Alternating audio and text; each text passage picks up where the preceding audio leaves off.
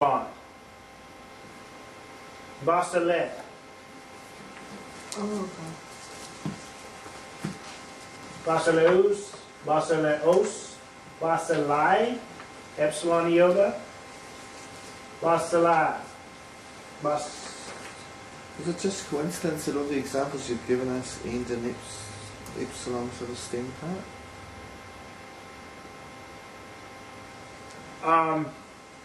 Or isn't the stem epsilon?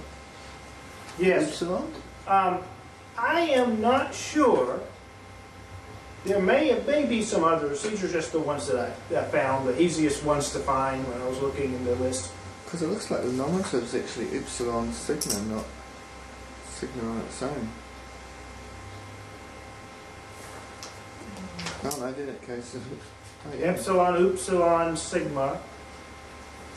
Yeah, it looks like in each of these examples, the nominative is epsilon, upsilon, sigma.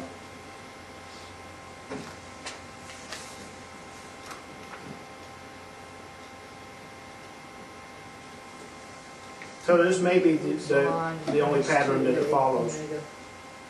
It's doubled, actually. Okay. But every chart that I've ever seen looks like this, so I didn't want to change the chart.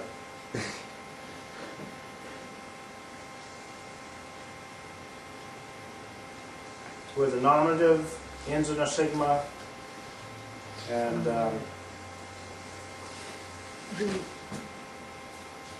wouldn't it be to be a true stem, then the upsilon wouldn't fall away? To be a true stem, it would hold on. Yes? That's what I thought.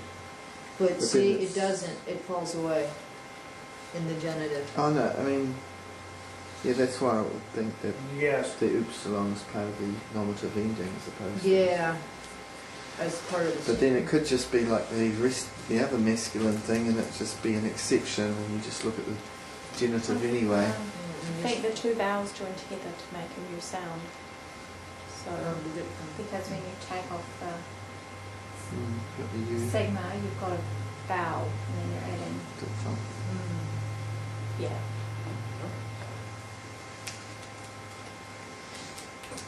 yeah, I really can't answer the question as to why. It does what it does. All I can say is what it does. Does he? Yeah, he goes into how the vowels combine to form other vowels, and Yes. how the patterns are much more regular if you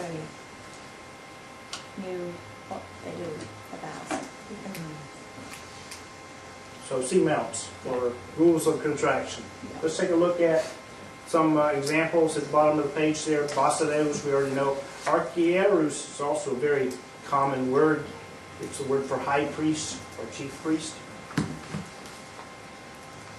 Notice that had the similarity between that and archon, which meant ruler, and hierus or hieros, which means priest. So it's a combination of those two ideas.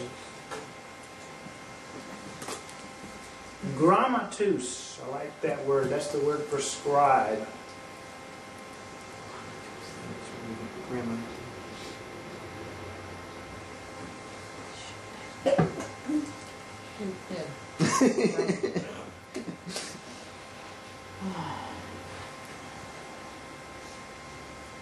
Hierus is the word for temple.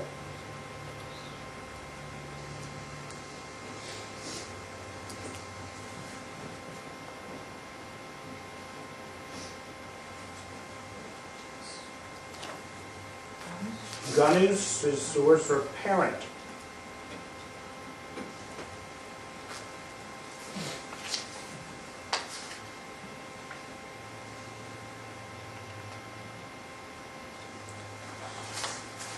And halius is the word for fisherman. Doesn't sound like fish at all.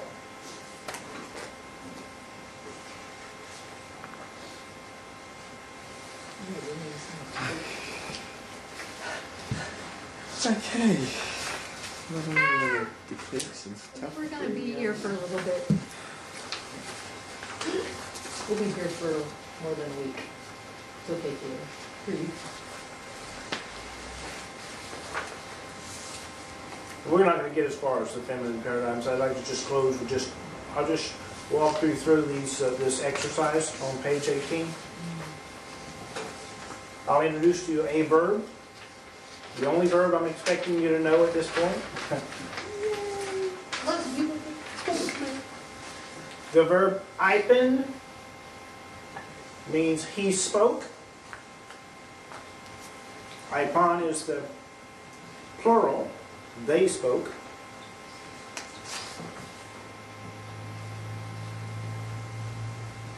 Now with that, listen to this phrase and see if you can figure out what's going on there.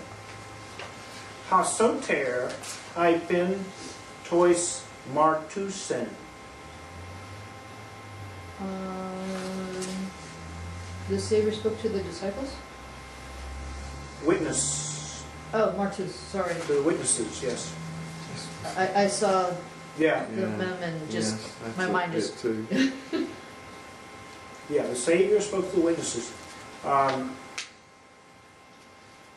Next phrase. Ha martures ipon, plural, remember, tois grammatusen kai to archierai. So the witnesses, they spoke to the scribes and to the High priest. high High priest. priests. Yeah, but you don't have to use the word they if you already have a nominative there. So all you have to say is the witnesses spoke to the scribes and to the high priest.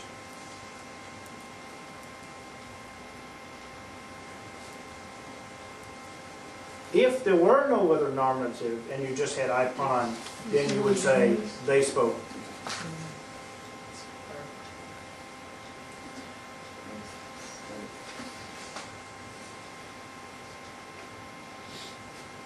Okay, and the final one, ha archierus ipen to basilai.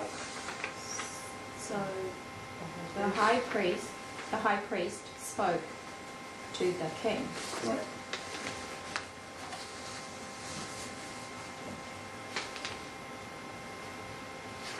And that's where we're going to stop See what tonight. I see, said.